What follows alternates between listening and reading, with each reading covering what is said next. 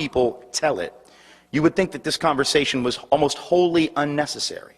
To pay attention to the American political process and what the candidates for this nation's highest office have to say and not say about the issues that are of importance to them, and thus we are to presume importance to the nation, you would get the impression that the issue of race, that the issue of racism, that the issue of discrimination, and certainly that the issue of white racial privilege were non-existent issues, that they were of really no importance or very little importance, because you will not hear and have not heard any of the candidates for presidency of the United States in either party of whatever political ideology make this an issue. Yes, they talk about poverty, and occasionally they talk about schooling and education. They talk about health care. They talk about all of those things, but not once have any of those candidates tried to directly connect the role that racism, the role that racial discrimination, the role that institutional racial oppression and white privilege play in regard to health care, in regard to housing, in regard to schooling, in regard to poverty. It is as if those issues exist in a vacuum and have no relationship to color, have no relationship to race, have no relationship to a history of racial subordination. What does it say about our nation's political process and about our nation's political and social culture that none of these candidates for office has seen fit to tell the American public the following things, all of which you would think would be campaign issues of some importance, at least to some people, and yet they won't say them? Why is it that none of them mention that it was last year, 2006, not 1996, not 1986, not 1976 or 66, but 2006, which witnessed the highest number of race-based housing discrimination complaints in recorded history.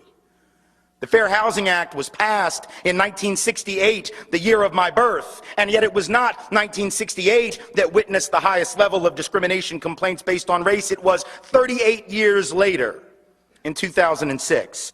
What does it say about our culture and the politicians, the choices we have been given for leader of the so-called free world, that none of these candidates sees fit to mention as they talk about health care, which subject they do talk about with some regularity? What does it say that none of them have seen fit to mention the research that was published in the American Journal of Public Health in 2004, which had looked at 10 years of excess mortality data for African Americans from 1991 to 2000, looking at the number of black folks who had died above and beyond the number that would have died but for their blackness, in effect, and the social and economic conditions that ascribe and essentially adhere to blackness in this country.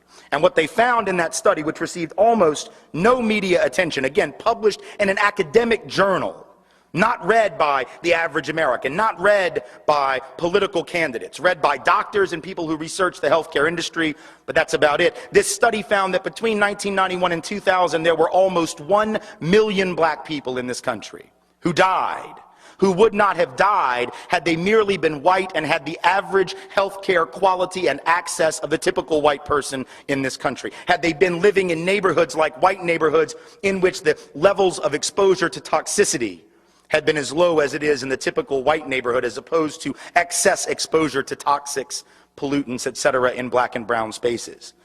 Hello guys, welcome back to the channel. Just hope that you're doing fine from wherever you're watching us from. As you know, these are presented unique stories, and here with another video. Now, for the longest time, I've been trying to host Dr. Tim Wise to talk about all these evil things that are happening in the United States, especially discrimination against black folks of the United States.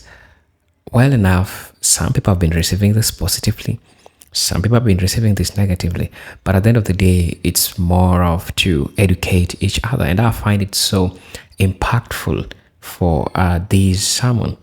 In this video, we are going to watch Dr. Tim Wise trying to talk about white privilege, trying to talk about racism, and trying to talk about, importantly, white denial and the cost of racism, or the cost of inequality, and how this has really affected the United States. And research has it that majority of money that the United States has lost, it has lost through racism, because people have made crazy decisions that have made them lose a lot of money because of racism. But I'm not here to talk about that. I'm here to just introduce the video by talking about the construct of white privilege, and we are going to give it a historical and a structural dimension that I feel like it's important that also Dr. Tim Wise has touched on. Now, white privilege refers to the advantages and immunities systemically granted to white individuals solely on the basis of their racial identity. This was coined by scholars like Peggy McIntosh and elaborated upon by Dr. Tim Wise in this video that you are yet to watch. Now, white privilege is not merely a matter of individual attitudes, but a deeply embedded structural condition. It stems from centuries of racialized public policy. Talk about slavery, talk about Jim Crow, redlining, unequal education, funding, and racially biased criminal justice systems that have offered white people social, economic, and political advantages while concurrently disfranchising communities of color. Dr. Tim Wise emphasizes that white privilege often functions invisibly, making it harder for white individuals to recognize their system advantages they benefit from, even when they are not overly racist. That's something that I feel like it was important for me to, open up the video so that we get to understand the concepts that Dr. Tim Wise tries to talk about, and I feel like it's important. Now, I don't want to say much, but I like this lecture that he offered because he undeniably or unarguably talked about the most crucial things, the most important things. White privilege, white denial, these are amongst discussions that most of white folks don't usually want to talk about. Like, I want us to watch this video. I'll be back and I'll be giving my commentary at the end of it all. For those who are watching us for the first time, kindly consider subscribing to the channel, join our membership, and really get to see what we can offer you. But until then, let's watch the video. I'll be back with my talk, with my commentary in regards of the same.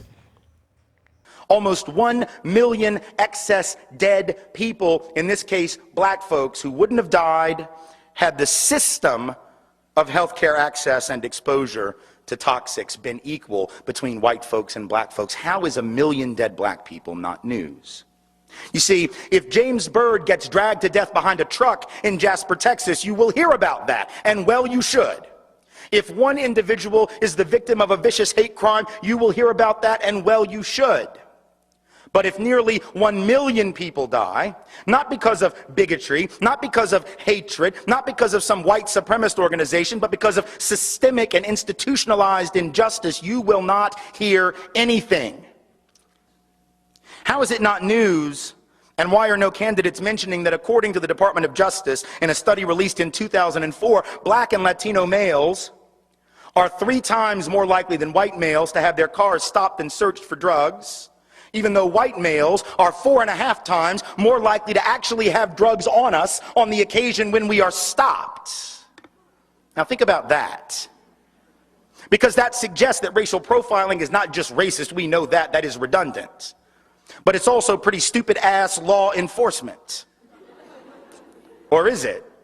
Because I guess it's only stupid if you think the purpose of the war on drugs is actually to get drugs off the street. Because if that were the purpose, putting aside whether or not we ought to deal with a medical and a health problem known as drug addiction with war metaphors in the first place, different lecture for a different night. Even if we assume that that is a good policy, let us be clear that that is not what we're fighting. We're not fighting a war on drugs, because the first rule of any war is to go where the enemy is. And if the white folks are the ones with the drugs in the car, and the black and brown folks are the ones getting stopped, the people fighting this war are either supremely stupid or just have, really bad short-term memory. Like they keep forgetting, oh, damn, I pulled over another guy named Martinez. I keep forgetting it's white people, damn it. I got to write a note and put it on the dashboard. I don't know what's wrong with me. Maybe that's it, Or maybe it's something else. I do trainings with law enforcement, not a hell of a lot, for reasons you can probably guess. And I ask law enforcement officers, what's the first thing you think when you see a young black or Latino male driving a nice car in your neighborhood? And they all, without fail and without exception, will say drug dealer. I then ask them, what's the first thing you think when you see a young white male, same age, driving the same kind of car in that same community? And they will say, without exception, without hesitation, without fail, spoiled little rich kid, daddy probably bought him a car. Keep in mind, we have been together for about 90 seconds of the workshop at this point. We have 2 hours left, and they have just outed themselves as racist, because what they have said is that they are making snap judgments on the basis of only color that work to the detriment of people of color, the benefit of white people. We still got 2 hours to go, so you know it's going to be fun from that point forward. These are people sworn to protect and to serve. It's right there on the car, right there on the side of the car. And in the first 90 seconds, they are acknowledging these racial biases. How is that not an issue? How is it not an issue that, according to that Justice Department report, while black and brown folk are having their wheel wells ripped apart on the side of the road, their trunks splayed open, their dashboards ripped apart in the search for drugs which aren't even there, white people like me, notice I said like me because I'm not trying to tell you anything about me that you don't need to know and for which the statute of limitations has not yet expired, are driving by the roadblock with a trunk full of weed, and we're just waving. Because we're not suspected, therefore we're not detected, therefore we're not punished. How is that not an issue? How is it not an issue that the typical white family in America, thanks to this history, this legacy of institutionalized oppression for some and advantage and privilege for others, how is it not news that the average white family in America, not the average rich white family, the average white family has 12 times the accumulated net worth of the average African American family, 8 times the accumulated net worth of the average Latino family, in large measure because those white average families have had parents or grandparents who, even if they didn't have much, even if they were not rich, nonetheless were able to procure a little house, a little property, maybe with an FHA or a VA loan in the middle of the 20th century, loans that were all but off limits to people of color as they gave hundreds of billions of dollars worth of assets and equity to those who were white. So that even white working class families on average, even white families with less than $15,000 a year in annual income, which depending on family size, that is technically, legally the poverty limit. And yet the average white family with low income, less than $15,000, has the same average net worth as the typical black family with $60,000 or more in annual income. So that even those African American families that are professional, good jobs, occupational status, good educations, etc., and pretty good incomes are still in worse shape in terms of wealth and assets, material goods, which are really what matter in the long run. Your income, if you're dependent on that, you're one paycheck away from nothing. If you don't have assets, if you don't have wealth, if you don't have something accumulated, your income means very little. In the case of an economic downturn, and these working class white families who are struggling, make no mistake about it, nonetheless are on average going to be better off than those black families with 4 times as much annual pay. How can that not be an issue? I am suggesting to you that the failure to talk about race, the failure to talk about racism and inequality on the basis of color, feeds the denial that is already far too prevalent among the white community. And having been white all of my life, I've been surrounded by that denial for a very long time.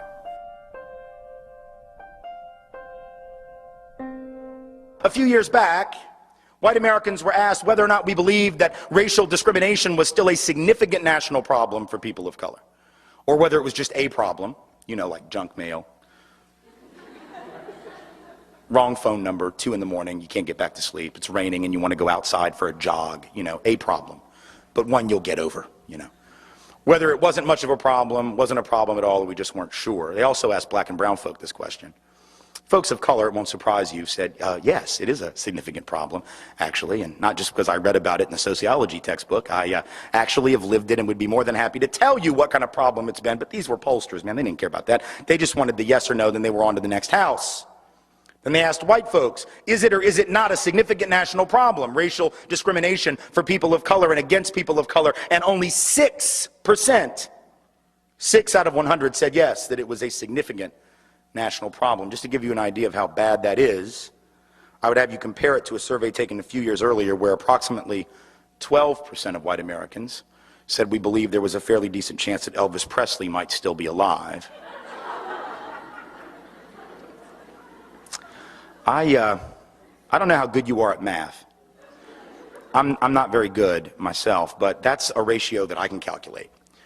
What that means is that white Americans are twice as likely to believe that Elvis might still be alive than we are to believe what people of color tell us they experience on a fairly regular basis. That is denial so profound as to boggle the mind, but there it is. And the people who are saying it are not mean-spirited, they're not hard-hearted, they're not bad people. I firmly believe that most people are good people. I could be wrong about this, but I have two little girls, ages 6 and 4, and I choose as a parent to believe that most people are good. If you have evidence to the contrary, keep it to yourself. I do not want to know it or hear it this evening. What I do know is that those individuals who said that, as well-meaning as they may have been, that they really didn't see it as a significant problem, aren't new in their denial. See, it's one thing for young people to think that the problem is solved. I almost get that.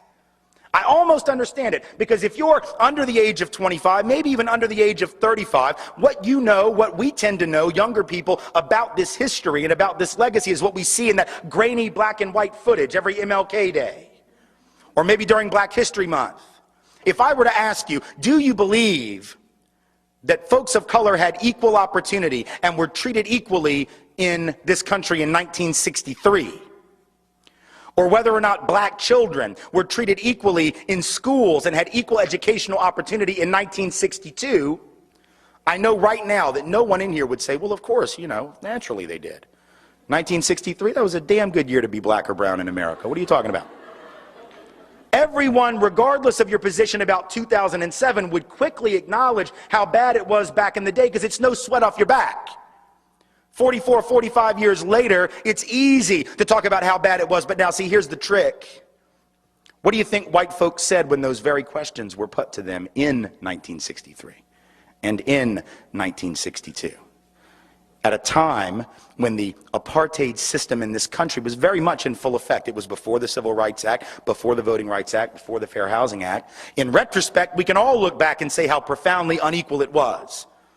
How profoundly unequal it was. And yet when white folks were asked, some of them our parents, our grandparents, great uncles, great aunts, these ancestors of ours, right, were asked the very same question in 1963. Do you think that people of color, they didn't use that term, it said racial minorities. Do you think that racial minorities are treated equally in your community?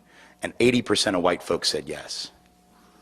In 1962, when Gallup asked, do you think that black children receive equal educational opportunity in your community? 90% approximately of white folks said yes.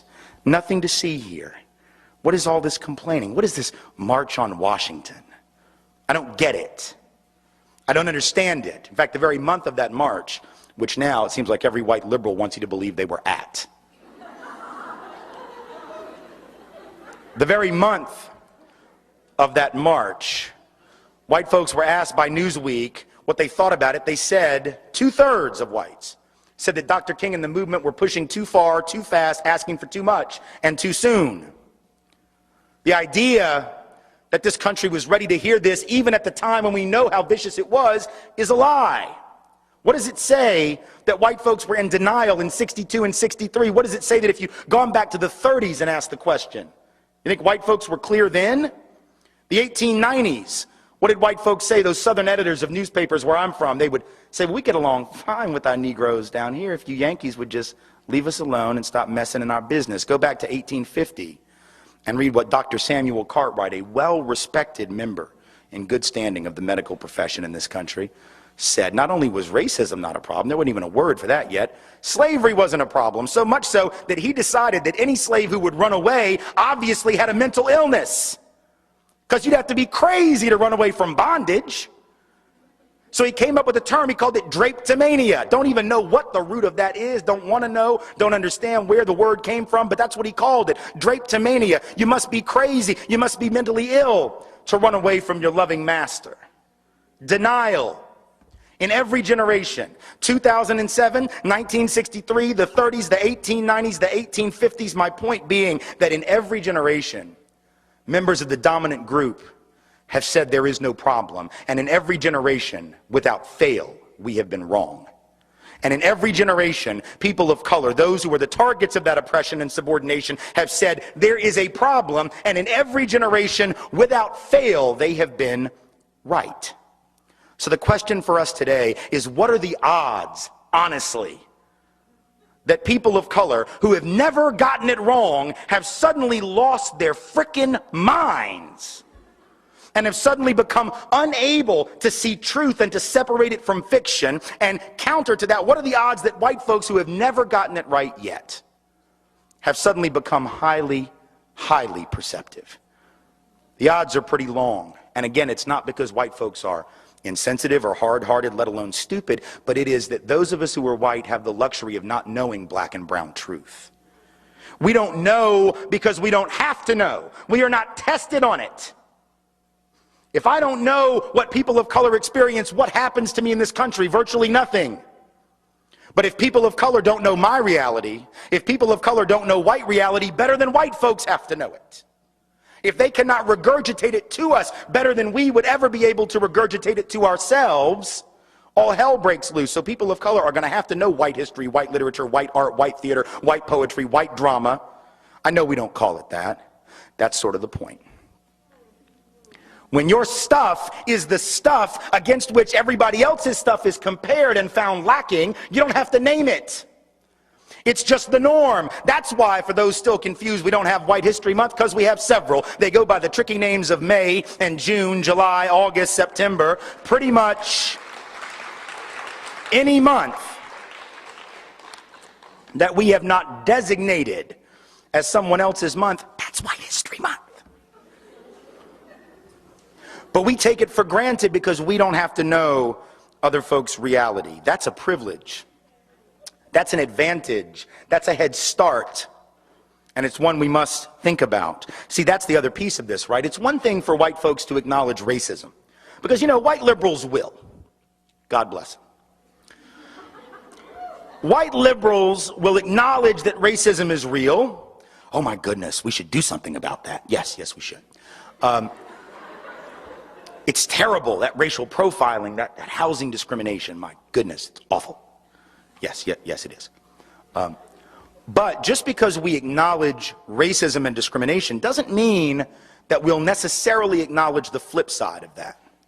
Doesn't mean that we will acknowledge that for everyone who's targeted by that discrimination, which we're willing to admit exists, there is somebody else not being targeted, guess whom, and that those individuals are elevated by definition and receive an advantage, receive a subsidy, receive a privilege in the process. You see, we like to talk about those who are down as if there is no up, right? We like to use language that obscures the interrelationship of down and up. Now, down has no meaning without an up. It is a relative term. But we talk about those at the bottom of the hierarchy, not paying attention to the fact that for anyone who's down, someone is above them, and they're above them because they're down. We use this language that makes it impossible. And when I say we, I don't mean like right-wing folk. I'm even talking about them. I'm talking about nice, liberal, caring service providers. Right? People who just want to help. Right? I just want to help the underprivileged. That's the word we use. I've used it before. I don't use it anymore, except in a speech like this. Right? We just want to help the underprivileged. But what's wrong with that word, folks? At least two things that ought to be pretty obvious to you, right? Number one is it's a passively constructed term. Right? It's the passive voice, as my English teacher would say. Underprivileged doesn't imply that anybody did anything to anyone. It's just there's privilege and I will be damned. There you are under it. We could just figure out how you got down there. We could solve all the problems of the Western world. But we don't want to know how you got down there. No, that's why we came up with that bumper sticker. Stuff happens. That's the G-rated version. That's a bumper sticker that only a straight white upper middle class male could have made. Because anyone who isn't straight, anyone who isn't male, anyone who isn't white, anyone who isn't upper middle class knows that stuff doesn't just happen. Stuff gets done by people to people. Nothing is a coincidence, nothing is random, it isn't osmosis. And so we act as if it's some passive thing, but yet that's not the case. And the second problem with the term underprivileged is even bigger than the first one, is it's a relative term. Again, this is grammar. Man, you don't like this, you can disagree with anything else I say tonight. If you have a problem with this piece right here, you must take it up with your third grade grammar teacher, because it is not on me. If we use the word underprivileged, then by definition there must be an overprivileged, but we don't use that word in polite conversation. Indeed, it doesn't exist in any dictionary to be found on the planet. If you don't believe me, go back to your res hall, go back to your apartment, go back to your home, go back to your place of employment, and tomorrow I want you to punch in 2 little words. The first one, underprivileged. Make no mistake, your spell check is going to recognize that word. It's in their dictionary. They can give you the definition. They can give you the synonym. They can give you the antonym. They can show you the phonetic way in which you should spell it. Now come down one line, type in the word overprivileged, and watch how fast that little red line pops up. That line which says, nope, you're an idiot. Making up words that don't exist. Try again and get back to us.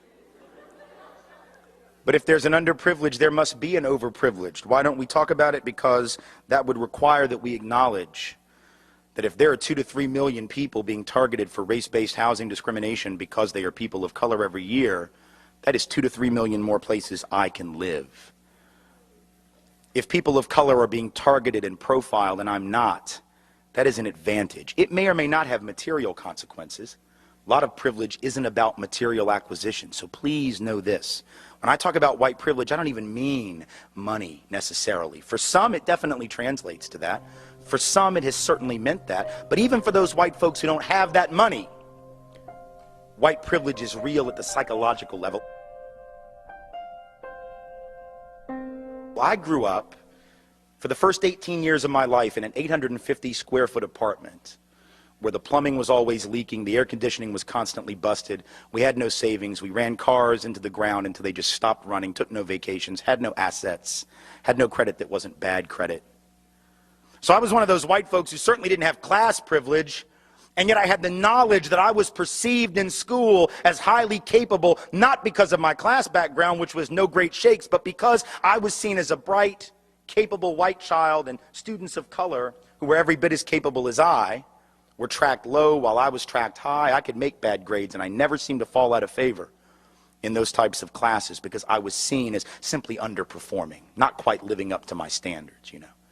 So I received the psychological edge of knowing that in those classrooms, if I didn't do well, and I often didn't, I was a bad student.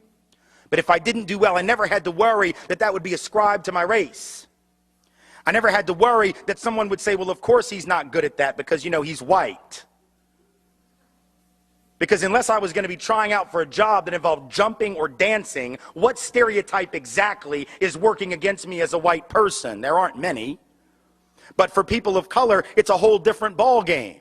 Knowing that if they underperform in an academic environment, knowing that if they end a sentence with a preposition when they answer that question in class, or if they mispronounce a word, or if they simply answer the question wrong, they have to wonder whether they dropped the ball not just for themselves, but for all those coming after them who look like them, whose presence on that campus or in that job complex, in that office is constantly under scrutiny, constantly being questioned, constantly being double-guessed. Second and third and fourth guest. Do they really belong here? That's what it means to be white, is never having to worry that you're going to trigger a series of negative stereotypes about your group, and if you're not able to overcome them, your opportunities will be limited. Yes, white women will face that on a gender level, but on a racial level, those who are white will never have to worry that their missteps, that our missteps will be attributed to our racial defect of some sort. And the research is very clear that privilege, having one less thing to worry about, having one less thing to sweat in the classroom, trying to get the loan at the bank, at the job, or whatever the case might be, that has significant dividends. Because to have one less thing to sweat in a competitive society is the thing that separates oftentimes success from failure, or big success from medium success from smaller success. And the research is very clear that on an academic environment in particular, those persons who are constantly having to worry about whether or not their performance is going to trigger that negative group stereotype, that the mere anxiety caused by worrying about that is enough to drive down academic performance on standardized tests and in classroom performance, even when they are equally or better qualified than their counterparts who don't have to think about that. So it's a huge advantage to have that one less thing to concern oneself with, to not have the burden of representation, to not have to, in the parlance of the modern era, hold it down for white people. Because we as white folks know we don't have to do that. We also know that what other white people do won't stick to us.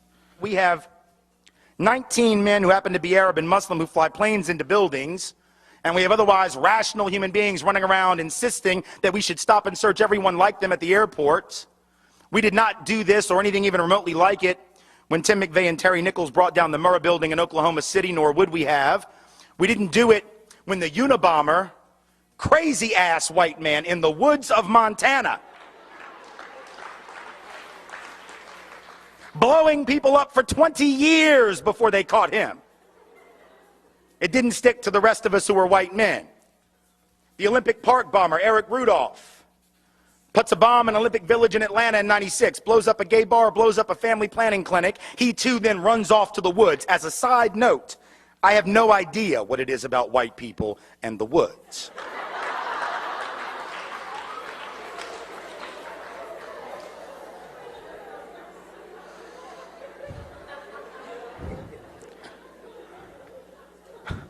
But whatever it is, probably explains why black folks don't do a lot of camping.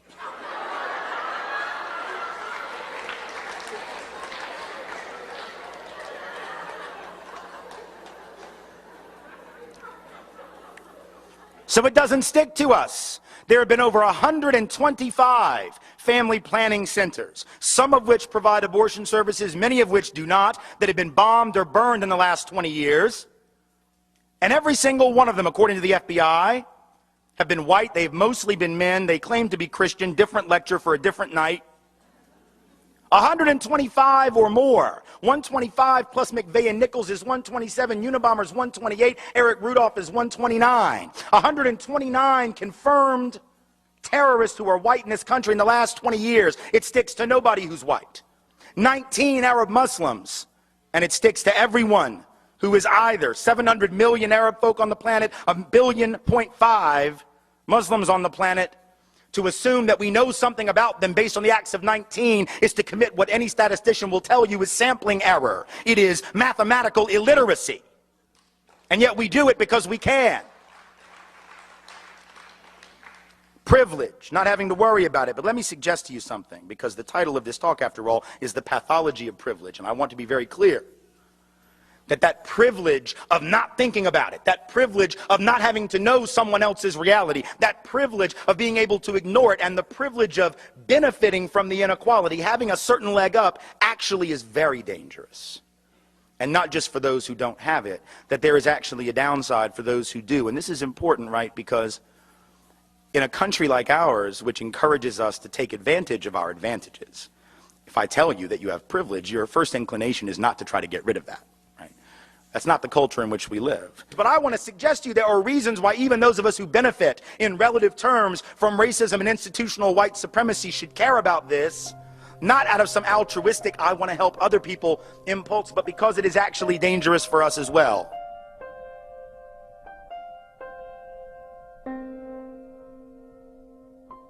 Because if you know the history of the whole concept of whiteness, if you know the history of the whole concept of the white race, where it came from and for what reason, you know that it was a trick, and it's worked brilliantly. See, prior to the mid to late 1600s in the colonies of what would become the United States, there was no such thing as the white race. Those of us of European descent did not refer to ourselves by that term really ever before then. In fact, in the old countries of Europe, we had spent most of our time killing each other. We didn't love each other. We weren't one big happy family. The side of my family that comes from Scotland, hell, they didn't even worry about fighting people outside of Scotland. Highlanders and Lowlanders just fought the hell out of each other. So there was no white race, but in the colonies of what would become the United States, what did we see in the 1660s, 1670s? We began to see that Africans of indentured servant status, many of them not enslaved yet, they were not necessarily permanently enslaved. Some were, others were indentured like many poor Europeans for periods of 7 to 11 years. They could work off their indenture and then they would be free labor technically. Realized, as did the white indentured servants, the Europeans who hadn't even been called white yet, that they had a lot of things in common, like the fact that they were all getting their clock cleaned by the elite. And so they would get together more than our history books taught us, to foment rebellion against the elite, to try to get a better deal for themselves on the basis of economic necessity and economic justice. And what did the elite do? When you see that you're outnumbered by black and white folks who are penniless, landless, peasants, you have to do one of two things. You either have to kill them all, but you can't do that because who's going to work? Rich folks weren't going to. They had to get poor people to work. The whole point was to be a person of leisure back in those days. That was the goal, was not to work. So you couldn't kill them all. You didn't want to kill them all. You had to do the work yourself. You had to build your own levee, build your own house. No. Pick your own tobacco, harvest your own cotton. No, we're not going to do any of that. So you can't kill them, but you can co-opt them. And so the elite in Virginia, for example, in the colony, begins to give certain carrots to people of European descent, saying things like, you know, we're going to let you own a little land. Not much, but just a little. And we're going to get rid of indentured servitude. Now you're free labor. And by the way, once you're free labor, you get 50 acres of land. Just because you're free labor, see? So we're going to cut you in on this deal. We're going to let you enter into contracts. We're going to let you testify in court. And here's the best of all. We're going to put you on the slave patrol to keep those people in line, right? The idea was you're still going to get your clock clean. We still don't like you. We still aren't going to really empower you or change your economic subordination. But we're going to make you honorary members of this team, and you're going to help us keep those other people down. And so they got a little taste of power, and it did effectively divide and conquer those coalitions. Those rebellions began to stop almost instantly. Fast forward to the Civil War era, you have rich white folks in the South, where I come from, standing up and openly admitting that the reason they're prepared to secede from the Union, and the only reason they ever articulated publicly, ever, was to maintain and extend slavery and white supremacy not only where it already existed, but into the newly acquired, that is to say, stolen territories from Mexico to the West. That was what they said. Now we lie about it. We say it wasn't about slavery, that it was about states' rights. Yes, the right of the states to keep and maintain slaves, exactly. But back then they had no shame, so they didn't try and cover it up. They openly said it, but once again, the rich didn't want to go do the work. Are you kidding? No. They're going to get poor people to go fight for them. And the poor folks didn't even own slaves. Now think, how do you get poor people who don't even own the shirt on their back, let alone slaves, to go fight to keep your slaves for you? You've got to convince them that their skin is more important than their economic interest. Because think about it, if I am a farmer who has to charge you $1 a day or $2 a week to work on your farm and harvest that tobacco or pick that cotton, but you can get a black person to do it for free because you own them, who's going to get the job? Not me. In other words, slavery actually undermined the wages and the wage base, the economic floor of the typical white working class or low-income person. But they were told, if these people are freed, they're going to take your job. No, fool, they got your job. That's the point. And so at some level, again, working class white people being harmed by white privilege, relatively being advantaged, right? Being given a leg up, being given a membership to the club, but in absolute terms being kept economically subordinated by the very thing that gave them a sense of superiority. How's that for irony? Then in the present era, this hasn't stopped. This is not ancient history. Now we have people running around insisting that we should close the border with Mexico because if we don't, the wages of working class people will continue to fall. The implication being that the only reason workers are paid like crap in this country is because the border is open. But if you believe that, you would actually have to believe that if that border were closed, that all these owners of capital and industry would just say, oh, well, you figured us out. Here, it's a raise. Do we really believe that the only thing keeping bosses from paying people more is the presence of low-wage, medium, semi-skilled labor from south of this artificial border? Is that really what we believe? We know that if that border is closed, it isn't going to be closed to capital. It isn't going to be closed to goods. If you have a border that can be crossed by capital looking for the highest return on investment or goods looking for the highest price, but labor is chained to its country of origin, how is that going to work to the benefit of working people? By definition, it doesn't. By definition, it immiserates the working class. Divide and conquer. But the best example of all, perhaps, in the contemporary era, in the greater New Orleans area after Katrina. Here you have two communities that were the most hard hit. The lower Ninth Ward, mostly black community, 94% African American, about 40% official poverty rate, heavy working class community. And right across the canal, St. Bernard Parish, Chalmette, 95% white, also working class, high levels of poverty. Economically very similar. And at the end of the day, in those first few days of September 2005, more similar than they probably would have realized. Because when those levees broke, they all got their stuff jacked. They all got their stuff destroyed. But if you had asked white folks in Chalmette, and I've done it, who was the cause of the problems in the greater New Orleans area prior to that flooding, they would have pointed across that canal at those black folks, wouldn't have called them black folks, and would have said, there, that's the problem. 70% of the white folks in St. Bernard Parish voted for David Duke, white supremacist, neo-Nazi, former head of the largest Ku Klux Klan group in the United States when he ran for governor in 1991. 7 out of 10 gladly voted for him because he was blaming black folks for all of their problems, and they bought it. What's the irony? The irony is that while they were blaming black people for their problems, while they were blaming black people for the conditions of the greater New Orleans area in which they lived, nobody was paying attention, least of all they, to the fact that these white elite politicians, either in Baton Rouge or in Washington, whose job it was to secure those levees, to make sure that levee funds were spent in the proper way and that they were spent at all, those mostly white and mostly elite politicians did nothing. At the end of the day, it wasn't just the black folks in the lower ninth ward they didn't care about. They really couldn't have given a rat's ass about those poor and working class white folks either. And yet, when the people of Chalmette, people of St. Bernard Parish got back into session, first time they had a city council meeting, parish council meeting after the flooding, the lights aren't even on yet. The water isn't even hooked up. And the first order of business was to pass an ordinance saying that you couldn't rent property in St. Bernard Parish to anyone who wasn't a blood relative. Now, I'll leave it to your imagination as to why you'd want to pass a law. That law had never existed before.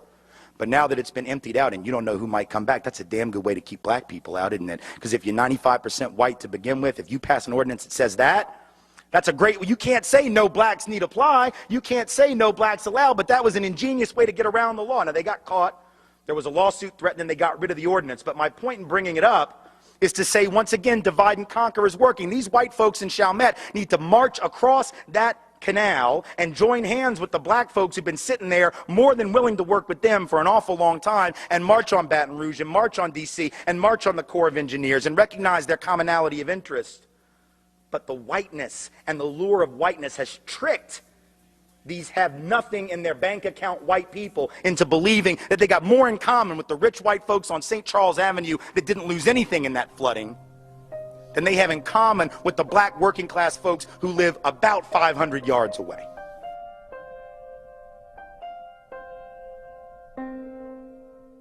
That's what white privilege does to white folks, but that's not all. It also creates an intense anxiety, like a mental dysfunction, an emotional anxiety and distress.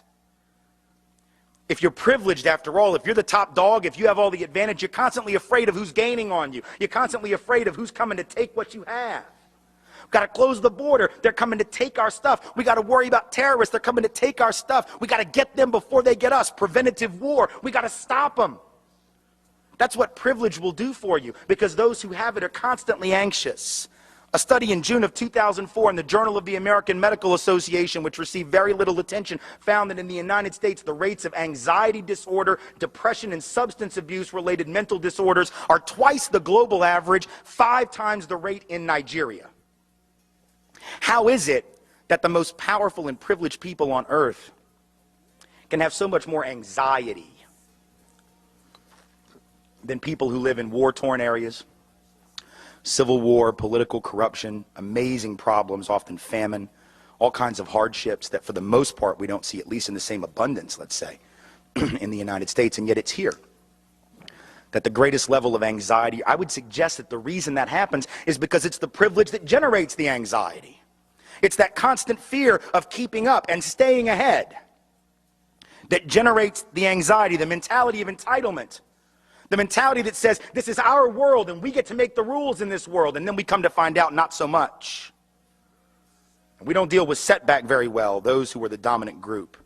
And then when the real world intrudes on us, it's like a psychological come apart, like a meltdown.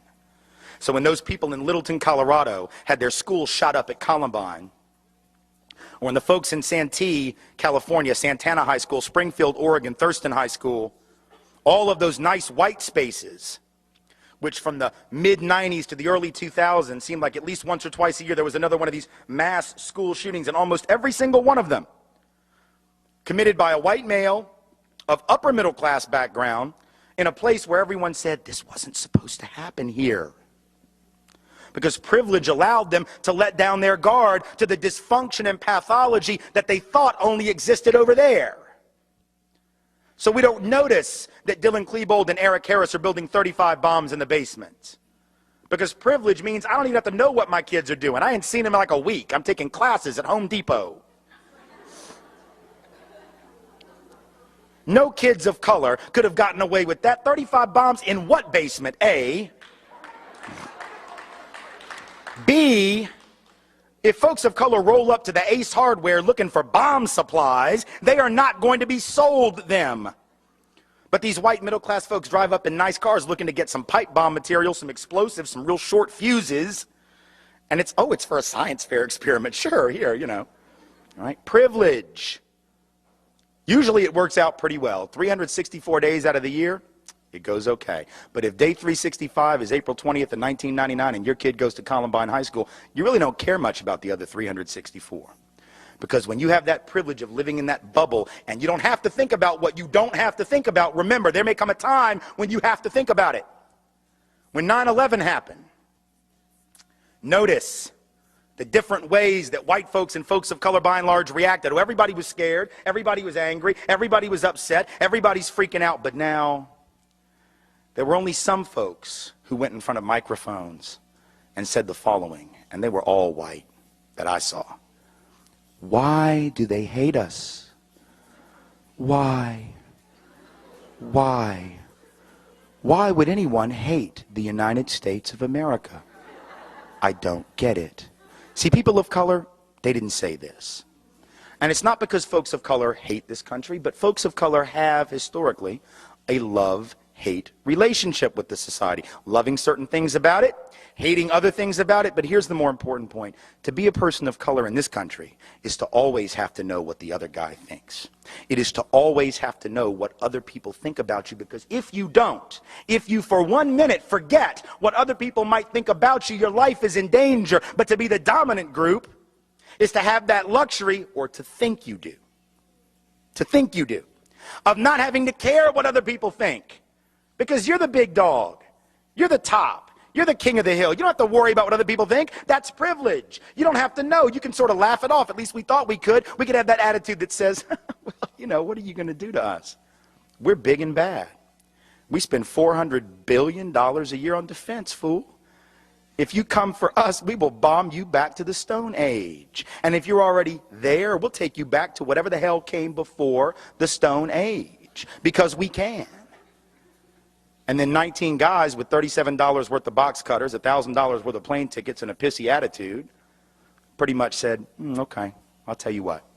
You spend your $400 billion a year on defense, and here's the deal. Me and my boys are bringing these buildings down anyway. How do you like us now?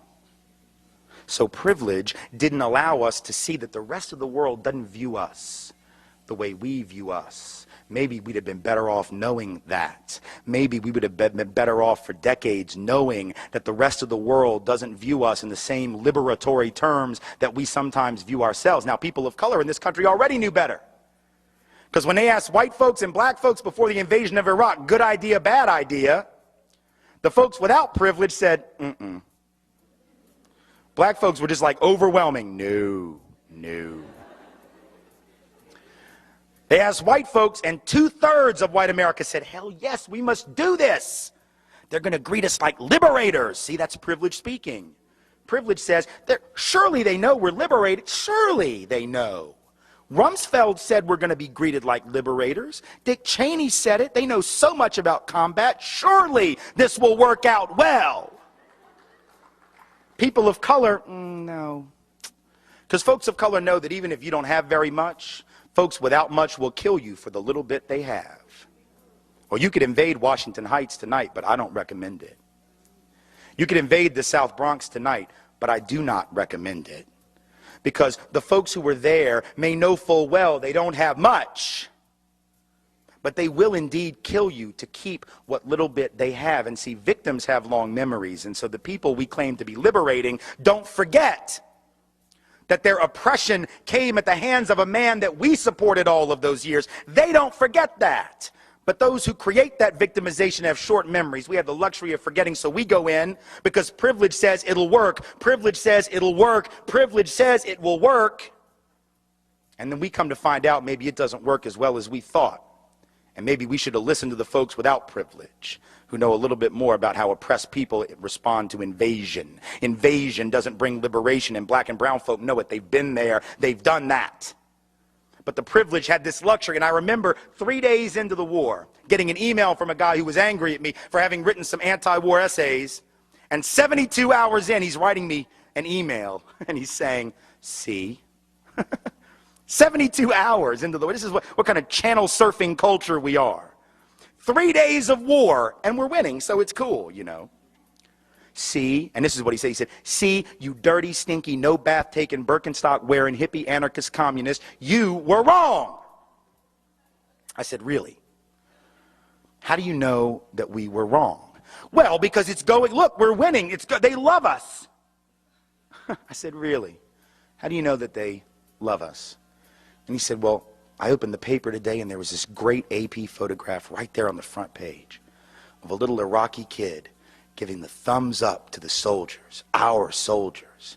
See? So they love us. They are greeting us like liberators. You all were wrong. I said, okay, and I'll tell you, or I'll ask you what I asked him. Again, a cultural competence quiz. What do you think this means in Iraq? Do you know what this means throughout the so-called Middle East and much of North Africa, Egypt up? It does not mean, keep up the good work, I love what you do. This instead is the functional equivalent of flipping you off. So this 5-year-old child is punking our entire nation.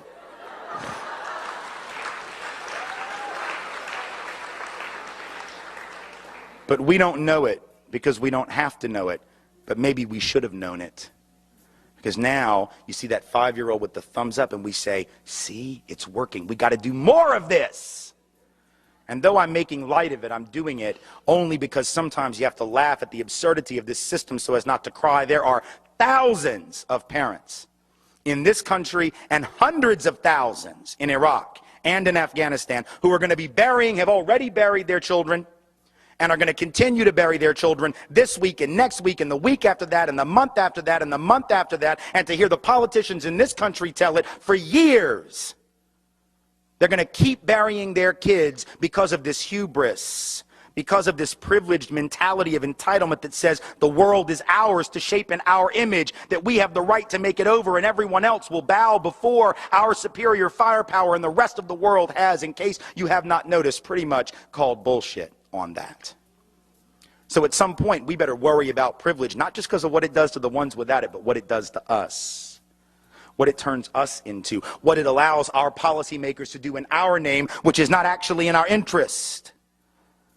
We better understand that this is a system that is every bit as capable of hurting and killing us. We are not the first targets, no, we are not the intended targets, we are perhaps the collateral damage of this system, but damage nonetheless. And if we don't want that to continue, if we want to be free of that risk that we ourselves are now placed in, we have to care about it not as an act of altruism or paternalistic concern, but as an act of self-interest and self-liberation. And this is our job, and this is our duty, irrespective of our guilt.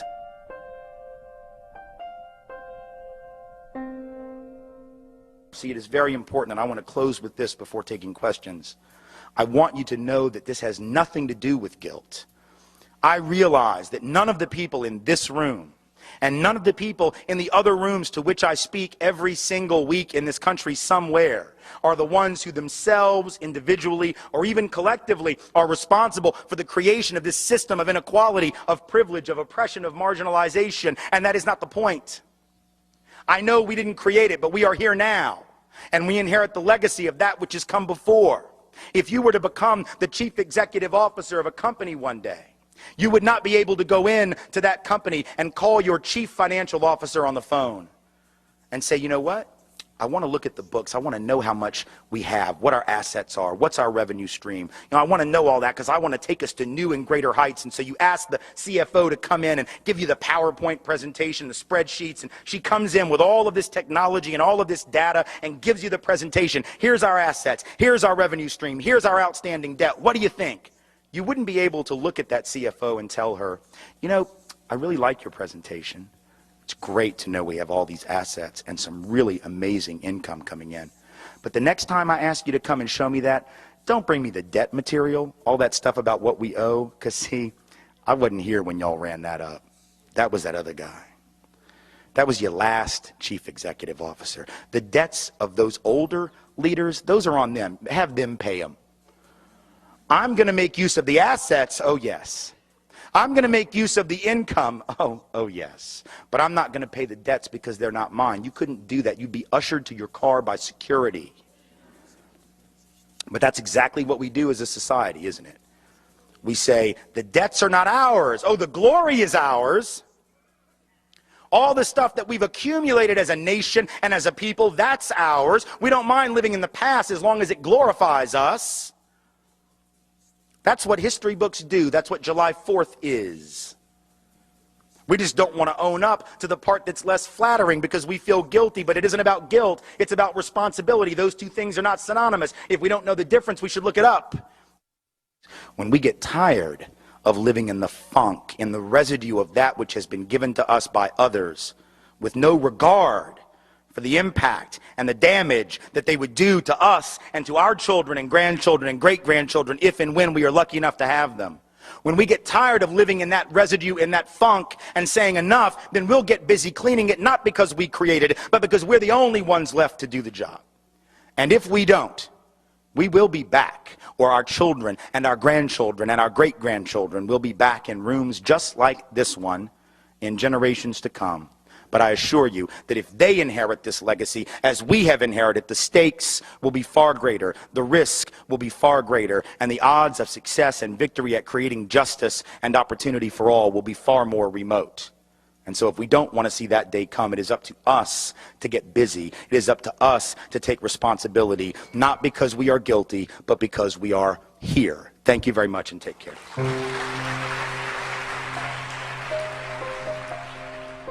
Hey, welcome back to the channel.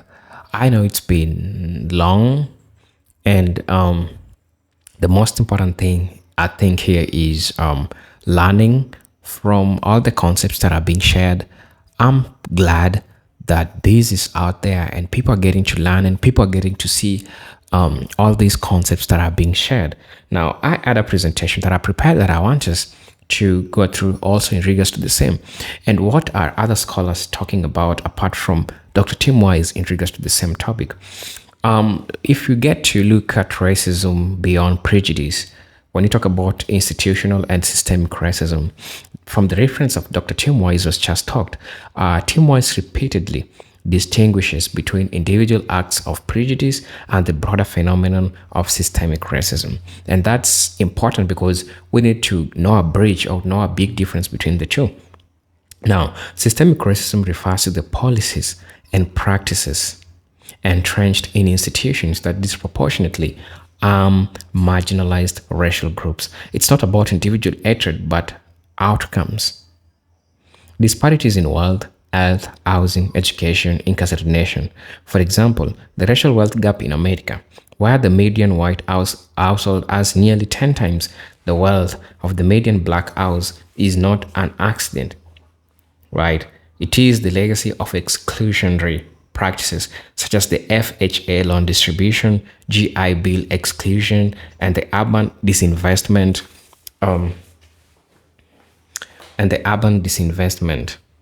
all of which are manifestation of structural racism. It is the outcome, right? And it tries to make us understand the personal prejudice and the institutional prejudice. The difference is the outcome of it. Well, you get to understand the institutional prejudice as a long-term effect towards Black people or the marginalized groups, right? I'm also going to be talking about the psychological entrenchment of denial. One of Wise's central argument is that white America remains in a state of denial about the reality of racism. This cognitive dissonance stems from the myth of meritocracy.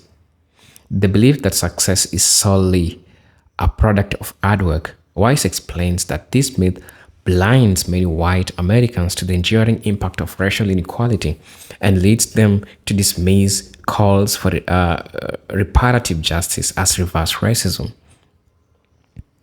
The psychological comfort of whiteness, insulated by privilege, allows many to ignore the daily indignities and structural violence faced by Black Americans. I think it's imperative for us to get to know that meritocracy was one of the biggest lies that were ever told to Black people and also white folks, right? Because you are told that if you work hard, you're going to achieve everything that you want in your life. Wherein the person that's telling you that if you work hard, you're going to achieve everything that you want in this life is having an upper hand, is having an advantage, right?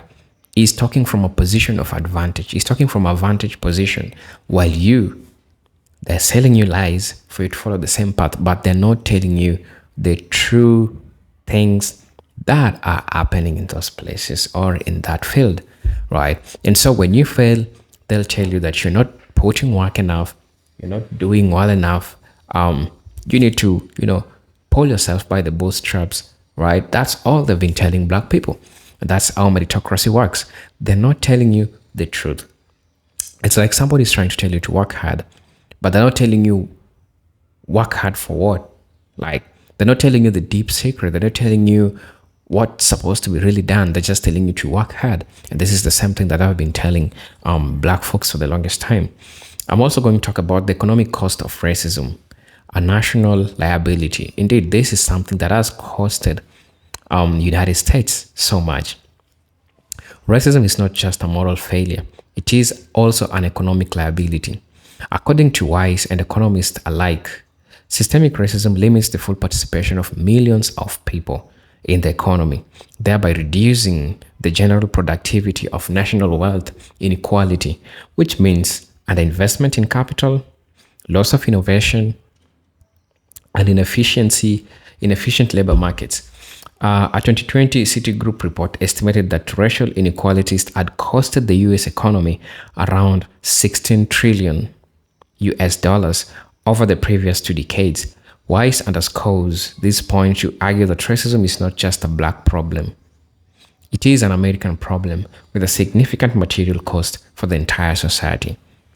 You get to see how that really has costed people of the United States. Racism is really expensive. And it has costed a lot of people their business in this way. When people chose Mr. Donald Trump because of the skin color is a white person, and people failed to see other important things, the values, his economical plans, people failed to see. While right now, when things are going crazy and everyone is losing everything, they're trying to understand what's really happening, but they're not seeing. They're not understanding what's really happening because this is the same person that we chose, losing their money, people being rendered jobless, and all this craziness is happening because people decided to make the choices that they decided to make. I'm also going to talk about whiteness as a property and the hoarding of opportunity. Legal scholar Cheryl Harris described whiteness as a form of property valuable, exclusive, and legally protected. Weiss draws on this concept to argue that whiteness in America functions like a passkey to resources and safety. From employment opportunities to neighborhood qualities, from school funding to policing, whiteness confers advantages through the implicit devaluation of Blackness.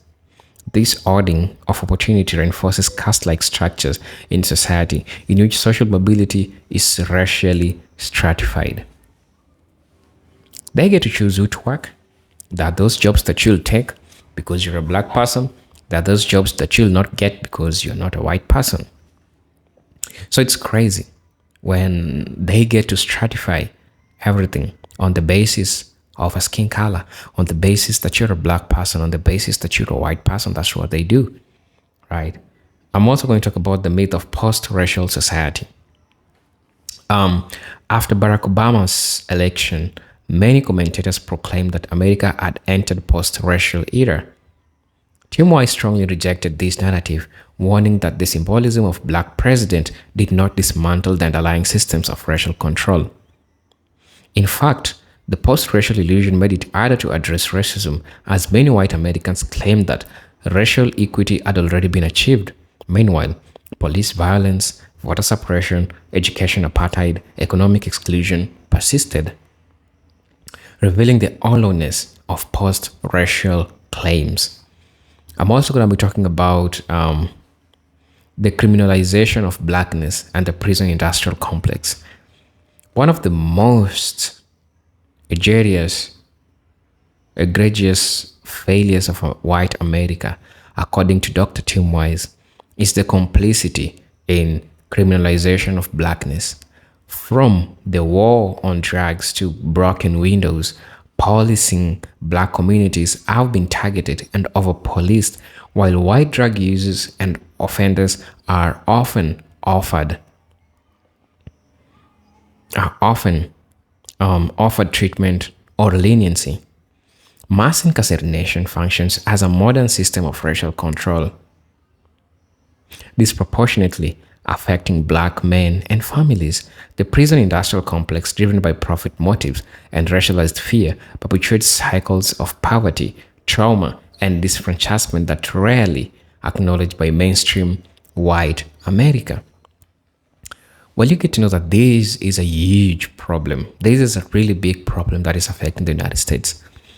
Some scholars have come out to discuss what is called the white fear, and these mechanisms that they are using to keep black folks not in employment, to keep black folks in jail, right? Look at small mistakes and put them in jail so that they don't get to occupy these resourceful jobs, so that they don't get to have their families, so that their families remain singlehood. And it's crazy, right? I'm going to be talking about educational apartheid and the reproduction of inequality. Dr. Tim Wise argues that one of the most visible and damaging forms of systemic racism today is educational apartheid. Despite the formal end of segregations, schools remain deeply divided along racial and economic lines. Majority of black schools receive less funding, have few advanced placement courses, and more punitive disciplinary policies. I mean, let me just talk about this. I've seen cases where black community schools are less funded or underfunded simply because they are black. And this shows you the broader perspective of educational disparities between white and black folks, right? That explains why it was so hard to see black people in high-tech jobs, because they didn't want to put black people in education system. And how did they do this? They made sure that they underfunded black schools so that they cannot get the chance to compete with the white schools, like when it comes to technology, innovation, and all this. Well, it is true that even history shows that black people have done a lot of innovation. Now, due to the white fear, they decided that they are going to be denying black folks the right to education. You know what?